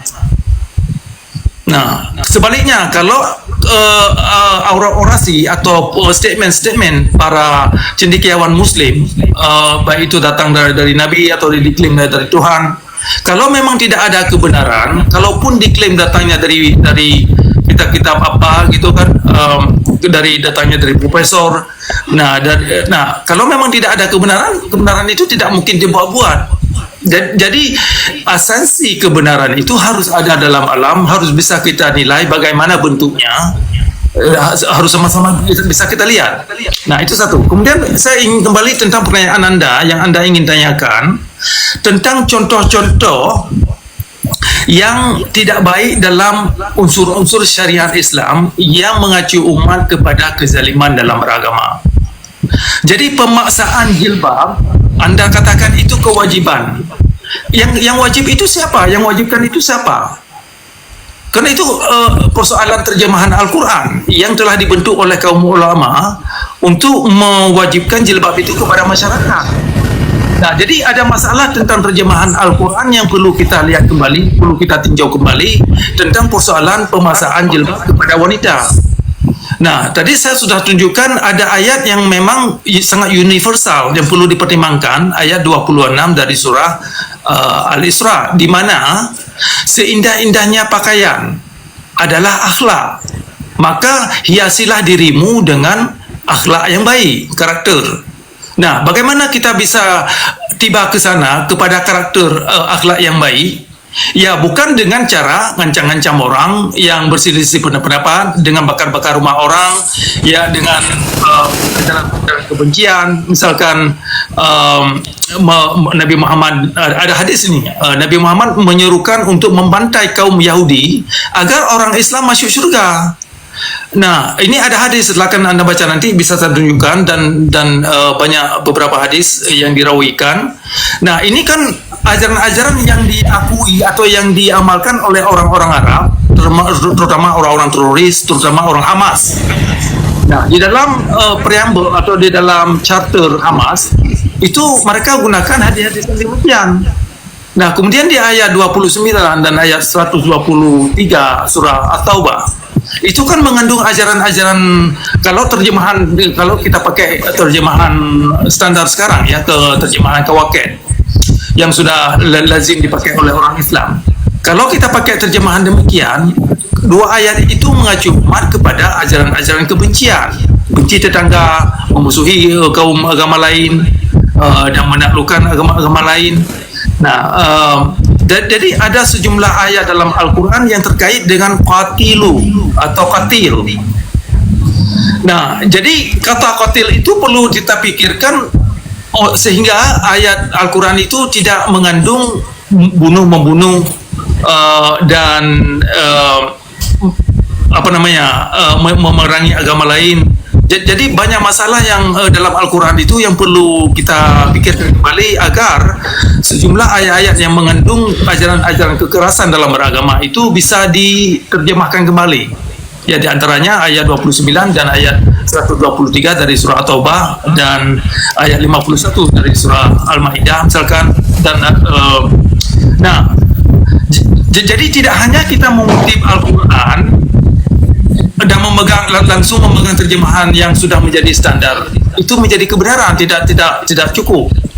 Perlu kita kaji kembali apakah terjemahan yang sudah lazim dipakai oleh orang Islam itu layak. Yang jelas begini, ketika Al-Quran itu di bawah syariat Islam, Al-Quran ini tidak layak sebagai petunjuk. Kenapa? Karena sejumlah ayat-ayat Al-Quran itu digunakan oleh kaum ulama untuk menjadi untuk menzalimi kaum muslim dan kaum lain. Jadi korban syariat Islam bukan hanya orang-orang di luar agama Islam. Korban syariat Islam, korban utamanya adalah orang Islam itu sendiri. Nah, jadi saya mengajak Anda yang mahasiswa untuk bisa kritis melakukan introspeksi bagaimana kondisi masyarakat Islam sekarang. Nah, secara global, ini saya tunjukkan secara global. Masyarakat Muslim menggunakan, kenapa masyarakat Muslim secara global cuma punya sikap-sikap tidak toleransi dalam beragama, termasuk ketika mereka datang ke negara Eropa, negara-negara yang menggunakan sekularisme. Karena dalam tradisi Islam tidak bisa menerima konsep demokrasi, tidak bisa menerima konsep sekularisme, tidak bisa menerima konsep-konsep liberal. Nah, artinya ketika umat Islam mengkambing hitamkan kondisi mereka, karena kalau memang syariat Islam itu bagus, sudah membawa orang Islam itu orang baik-baik dan sistem negaranya baik dan komunitasnya itu sangat rahmatan lil alamin. Ngapain mereka ke negara lain? Kenapa mereka ke negara barat? Nah, jadi kalau memang sistem agama Islam itu sudah hal yang terbagus dalam agama Islam, maka misalkan Aceh ini ya, Aceh. Kalau ajaran agama Islam itu bagus, seharusnya kan Aceh itu sudah maju. Peradaban masyarakat itu mulia. Kita orang Islam seperti saya ini yang terlahir dalam agama Islam bisa aman dalam masyarakat. Nah, tetapi kenapa para profesor-profesor yang kritis, para pendidik-pendidik yang kritis yang ingin mencoba memahami tentang permasalahan syariat Islam, mereka tidak bisa berbicara. Kalau mereka berbicara, mereka tidak aman. Nah, padahal mereka orang Islam. Nah, jadi kalau memang syariat Islam itu bagus, seharusnya Aceh itu sudah maju, sudah bisa memberi kontribusi kepada Indonesia, kepada peradaban yang maju mulia.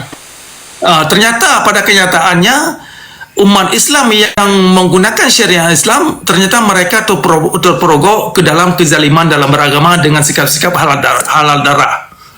Nah, halal darah itu adalah sikap bunuh-membunuh dalam beragama. Itu diajarkan oleh Nabi Muhammad yang perlu kita gugat.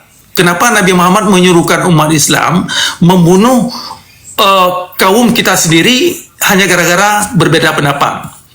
Nah, di dalam ayat Al-Quran, ayat 89 kalau nggak salah, surah An-Nisa, itu terkait dengan membunuh seorang yang dianggap keluar dari agama Islam.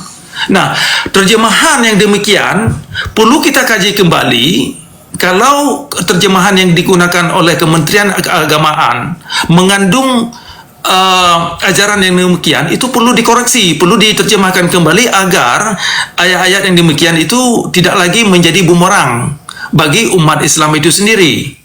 Nah, jadi kembali kepada tujuan akhlak itu. Jadi akhlak baik ini kan harus ada ingredient atau harus ada resep.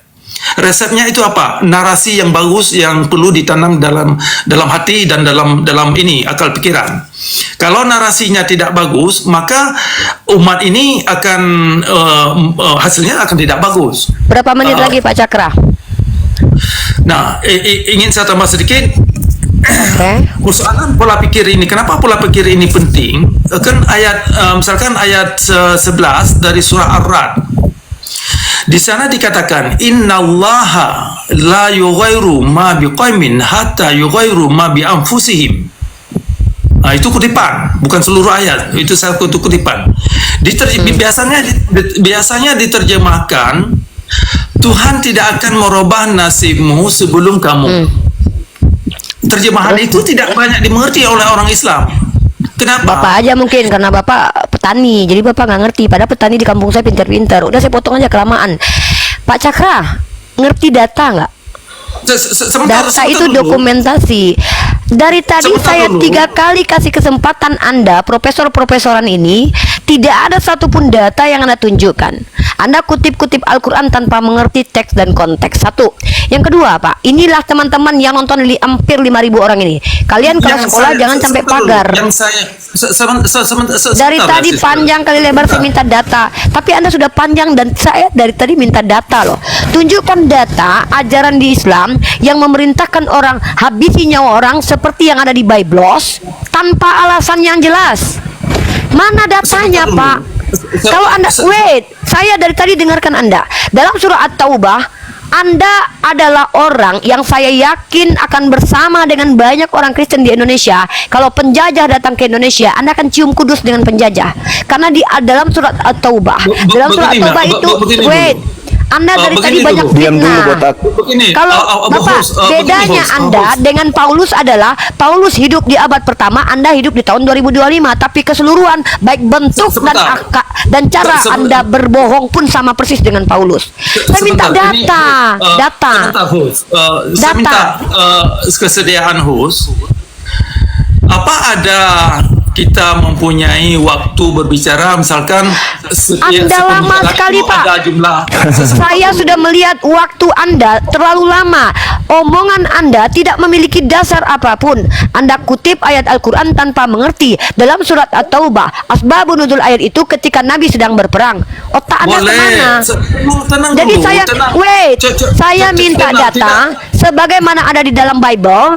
Disuruh tumpas orang-orang yang tidak bersama keyakinan dengan mereka dan tunjukkan kepada saya habisi nyawa orang tanpa alasan seperti yang ada di Bible. Saya ini membandingkan dua ajaran supaya Anda paham mana ajaran yang benar, mana ajaran tidak benar. Kenapa saya bandingkan kedua agama ini? Karena Anda mengajak saya menilai agama dari perilaku umat beragamanya. Gini Pak, Anda bilang di Aceh, Anda bilang Aceh tak maju. Maksud Anda yang maju itu seperti daerah yang ada di Indonesia yang muslim. Nih saya tunjukkan kepada Anda. Pak, kalau diskusi itu kayak saya Pak, pakai data. Nih, mau menunjukkan negara yang mayoritasnya non muslim. Nih, perhatikan baik-baik Pak Cakra. Mungkin maksud Anda itu maju itu supaya banyak kumpul kebo. Mungkin Anda maksud begini. Jadi maksud Pak Cakra, perempuan-perempuan jangan berjilbab. Perempuan-perempuan boleh tidur barengan dengan laki-laki yang nggak ada muhrimnya. Kenapa? Syariat Islam menghalangi Pak Cakra untuk bisa tidur bareng dengan wanita yang bahkan Pak Cakra tersakiti mungkin kalau ada perempuan berhijab. Karena Pak Cakra pengen lihat tetek perempuan mungkin. Kumpul kebo makin marak di RI Pak. Ini wilayah paling banyak. Bapak tahu wilayah paling banyak apa? Bapak pikir wilayah Islam? Pak, ini penelitian Pak. Ini cohabitation ini adalah penelitian dari studi pada tahun 2021 yang berjudul The Untold Story of Cohabitation mengungkapkan bahwa kumpul kebo lebih banyak terjadi di Indonesia bagian timur yang mayoritasnya penduduknya non-muslim. Ini peradaban yang maju menurut Anda? Ini peradaban maju di mana daerah yang wilayahnya non-muslim ini boleh tidur bareng tanpa pernikahan.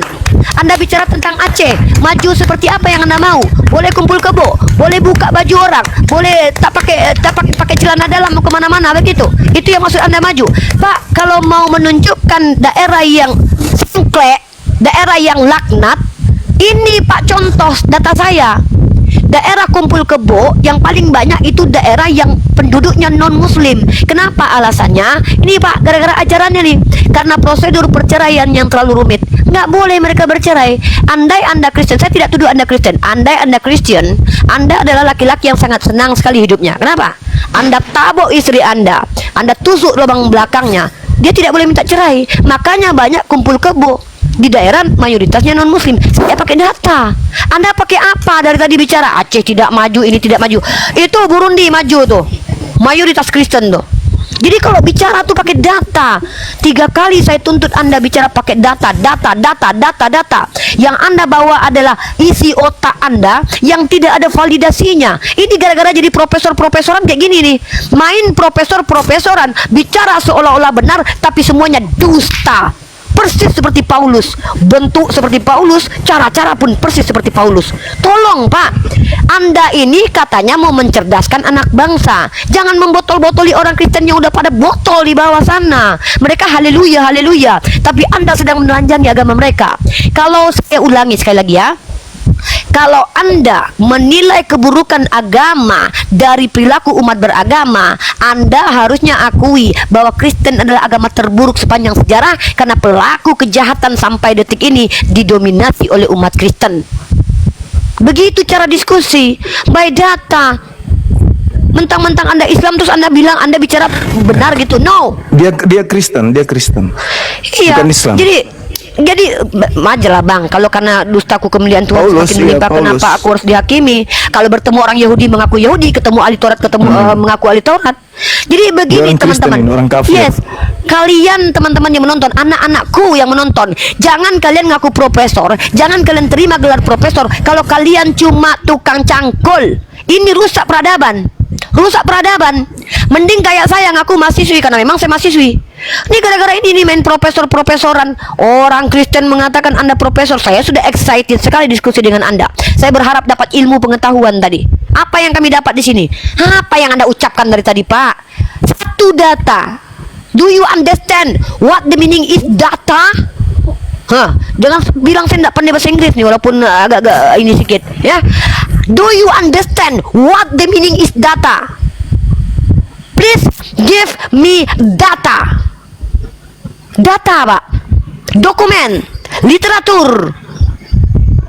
Jangan cuman bicara, Pak. Ini kita lagi ditonton anak-anak kita nih, Pak. Jangan rusak peradaban. Cukup abad ke-9 dirusak sama orang-orang berdoktrin, Pak.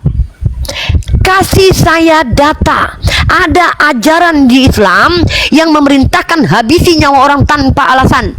Saya sudah katakan kepada Anda, bahkan perang pun dalam Islam diwajibkan kalian berperang kalau kalian diperangi. Jangan Anda ajarkan kami diskusi, Pak. Jangan Anda ajarkan, jangan Anda tipu saya. Depan saya jangan menipu, ya. Tolong, setiap omongan Anda, ada ulama yang mengatakan terjemahan hijab ini salah, sebut nama ulamanya.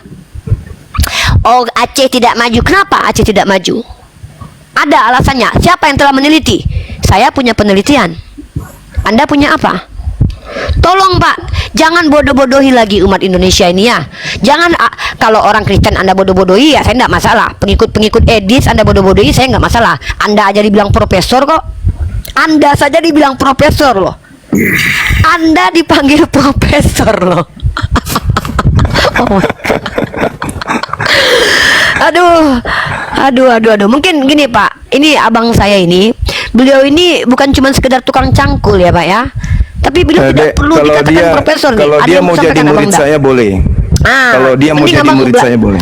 Belajar dulu sama guru saya ini. Kenapa? Cara diskusi yang baik dan berdata. Belajar sama guru saya. Bapak, tolong Pak, jangan buat ras manusia itu rusak Pak, gara-gara Bapak. Apa yang Bapak bicarakan dari tadi? Bapak mengerti dengan yang Bapak ucapkan? Saya tanya dulu, Bapak mengerti dengan yang Bapak ucapkan dari tadi? Bapak mengerti? Coba kita Bapak jangan confuse. Saya tanya baik-baik. Bapak mengerti tidak dengan definisi yang Bapak ucapkan tadi? Saya minta ini ya, kalau boleh, karena saya ini tamu di sini dalam Komal ini, saya tamu. Saya juga tamu. Saya ingin minta host, kalau saya bicara itu waktunya itu berapa lama? Suruh minta data deh. Kalau nggak ada data suruh aja Kalau pulang ke tidak neraka. ada Nggak data, usah. Saya sebentar Berhenti. dulu. Data. Tidak perlu terburu, tidak perlu emosi. Bukan emosi. Saudara, kalau Anda berbicara mengenai akidah, bicara agama, itu dalil. Bukan cuman modal congor kayak di PT-PT Anda itu. Dalil yang kita butuhkan. Begini Mas, ya kan? Kalau Anda ingin tunjukkan kualitas umat Islam, Ya, dalil Islam itu. Dalil. Saudara, diam dulu. Islam itu dalil. Tidak ada dalil itu bukan Islam. Orang kalau berbicara Islam itu harus ada dalil. Makanya di Islam itu ikra. Saya kalau minta dalil sama Anda nangis nanti di sini. Bicara Islam itu bicara dalil, Bung. Rasulullah Muhammad SAW membawa risalah Islam itu dengan dalil.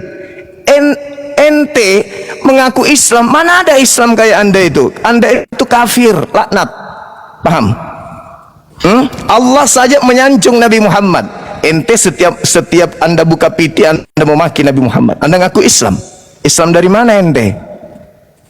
Kayak Paulus ente itu.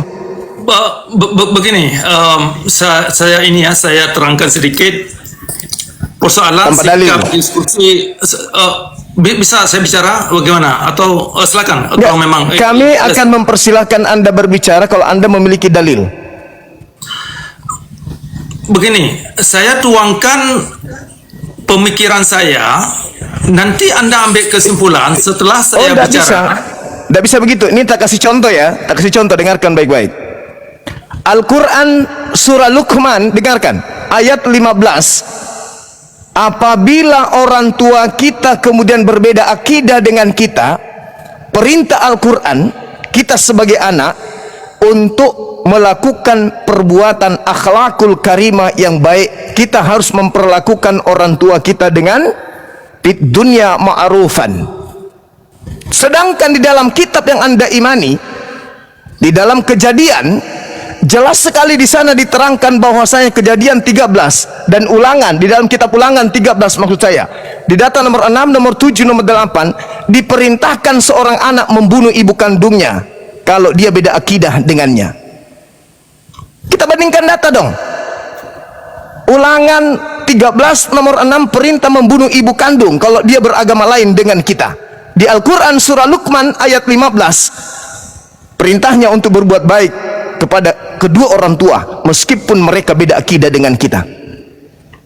Ayo bandingkan coba datamu mana. Oke, begini persoalannya begini. Silakan tolong tunjukkan data tengah ini. Oke, Tentang ini aja dulu. Berbeda Iya. agama di dalam Kristen berdasarkan Ulangan 13 perintahnya dibunuh. Baik ibu kandung kita, anak kandung kita, ayah kandung kita, kalau beda agama wajib hukumnya dibunuh. Itu ada dalilnya. Ulangan 13, 16, 17. Di Islam surah Luqman beda akidah, bukan dibunuh, tetapi tetap kita berbuat baik kepada mereka. Itu dalil. Nah sekarang coba tunjukkan pernyataan saudara tentang akhlak. Silakan. Maaf ya Dinda, silakan dibesarkan Dinda ini. Saya cuma meluruskan saudara ini. Kalau misalnya dia tidak bisa kasih data, tendang aja Nah, kalau saya sudah selesai bang, saya sudah katakan sama saya berdata. Karena saya mahasiswi ya bang, saya tidak diajarkan untuk mendengarkan orang jahil bang Zuma. Jadi silakan bang Zuma ambil alih. Oke, saya di sini diundang untuk mendengar pemikiran saya.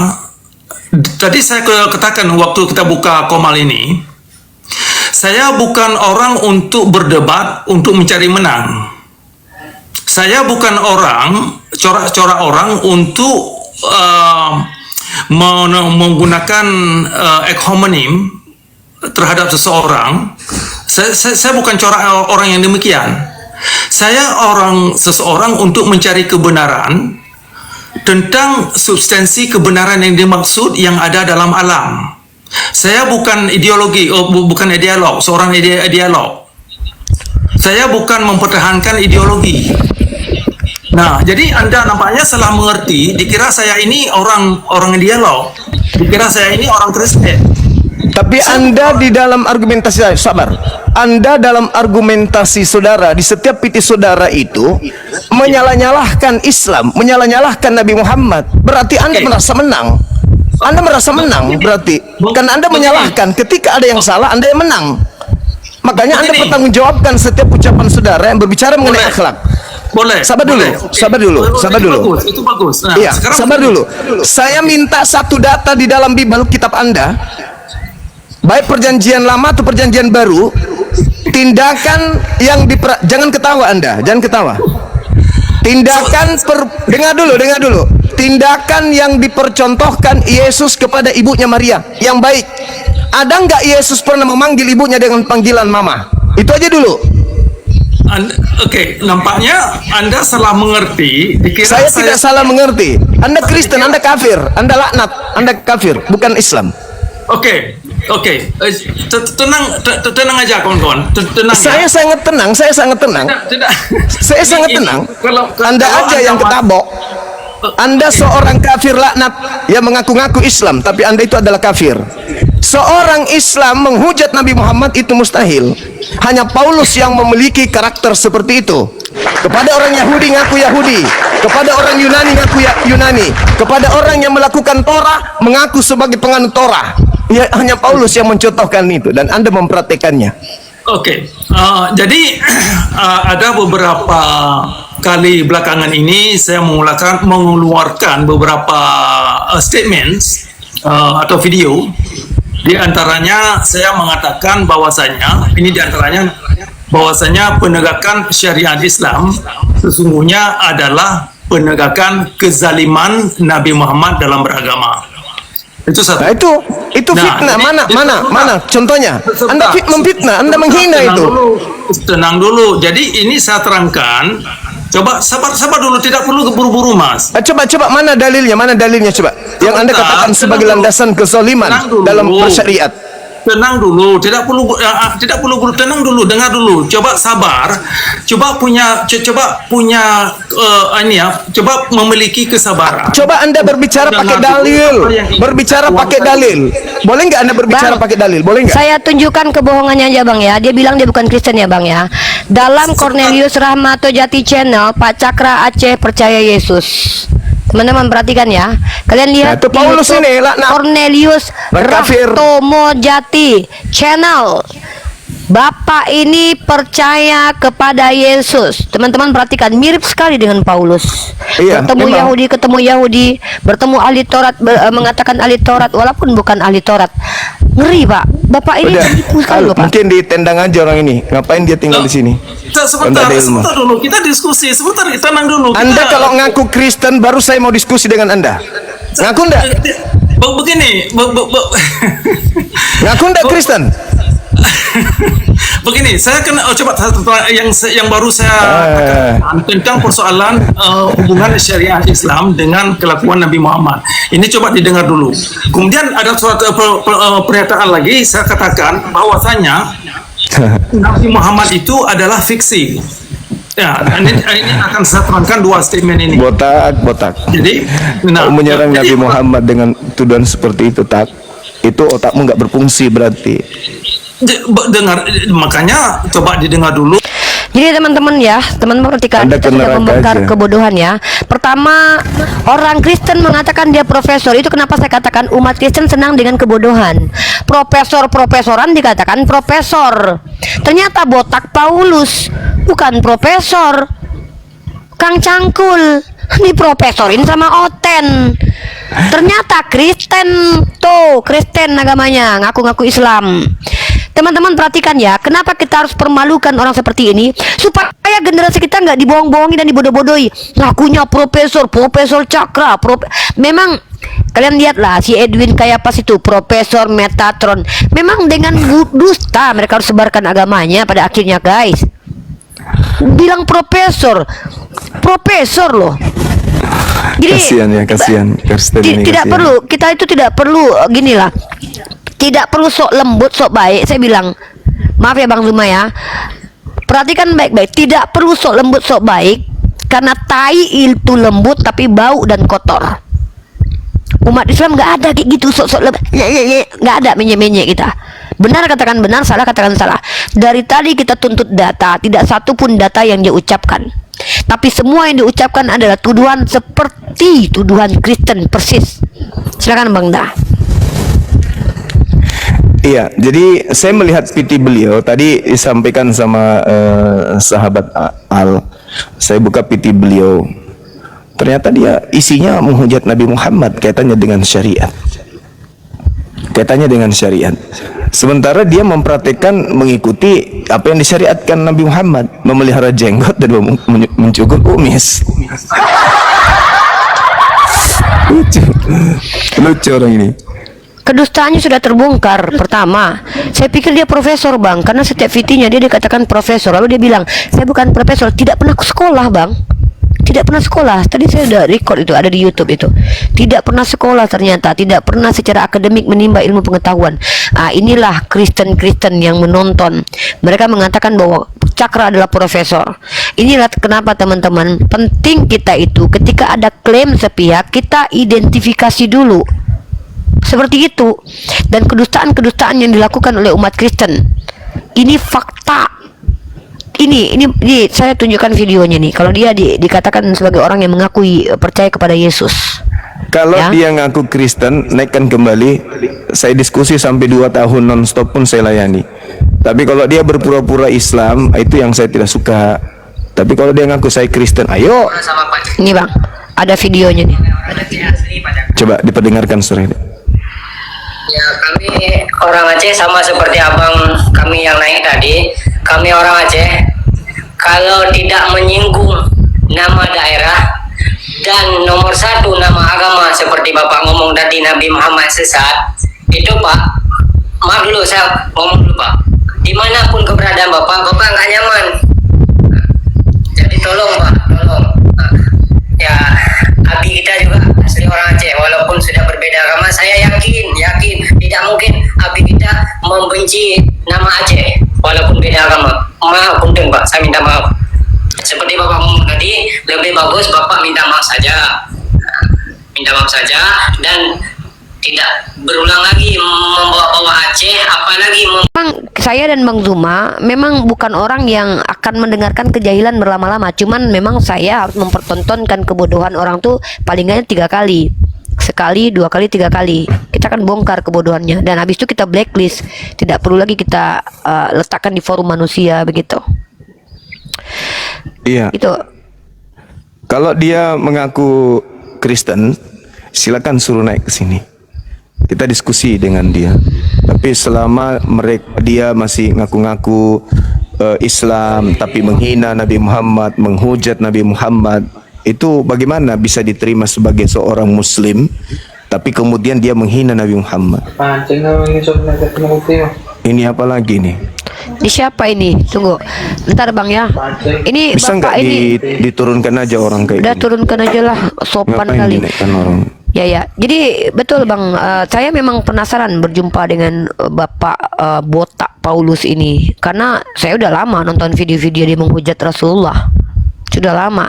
Dan memang alhamdulillah hari ini kesampaian cita-cita saya membongkar penipuan yang katanya profesor itu. Semua Kristen mengatakan dia profesor, Bang.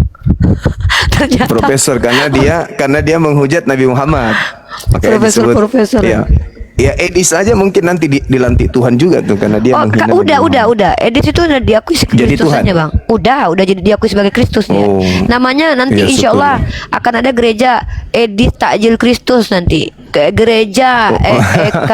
Ya, serius. ETK nanti gereja ETK. Di Papua kan sudah ada. Nggak benar Bang, di Papua kan sudah ada warung Edis. Insya Allah dalam waktu dekat akan ada ETK, Edis Takjil Kristus. Karena memang banyak Bapak Pendeta Yunus tadi malam mengatakan dia adalah simbol pengurapan Mesias dia. Oh, iya. Berakhir sudah diskusi dan debat para apologet Islam yang telah memberikan kita ilmu dan pengetahuan tentang ajaran Islam dan ajaran Kristen. Semoga ilmu yang kita dapat dari diskusi dan debat ini dapat membentengi kita dari permutatan yang mana pada saat sekarang banyaknya misionaris mencari muslim yang awam untuk dimurtadkan. Saya akhiri video ini. Terima kasih kepada saudara-saudari muslim semua yang telah mengikuti diskusi ini sampai habis. Sampai ketemu lagi dan nantikan video-video diskusi dan debat apologet Islam selanjutnya. Assalamualaikum warahmatullahi wabarakatuh.